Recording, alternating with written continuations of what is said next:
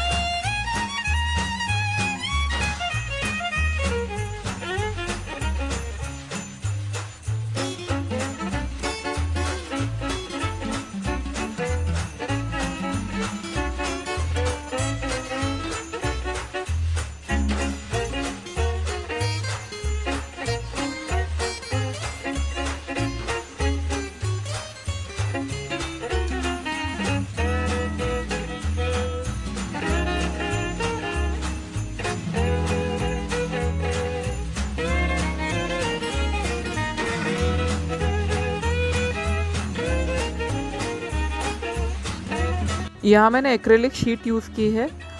आपके पास ना हो तो आप कोई भी एक प्लास्टिक की शीट यूज़ कर सकते हैं।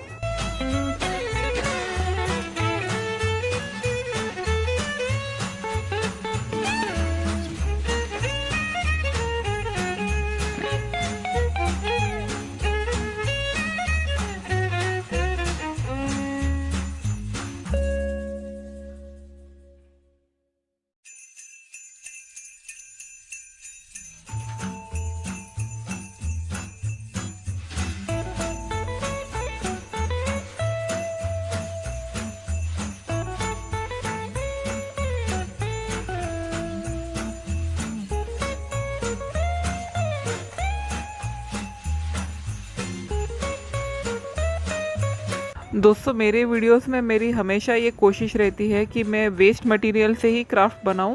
तो अगर आपको ऐसी वीडियोस देखना पसंद है तो मेरे चैनल को ज़रूर सब्सक्राइब कीजिएगा। मेरी ये वीडियो आपको कैसी लगी कमेंट करके ज़रूर बताइएगा। मिलेंगे अपने अगले वीडियो में। Bye bye.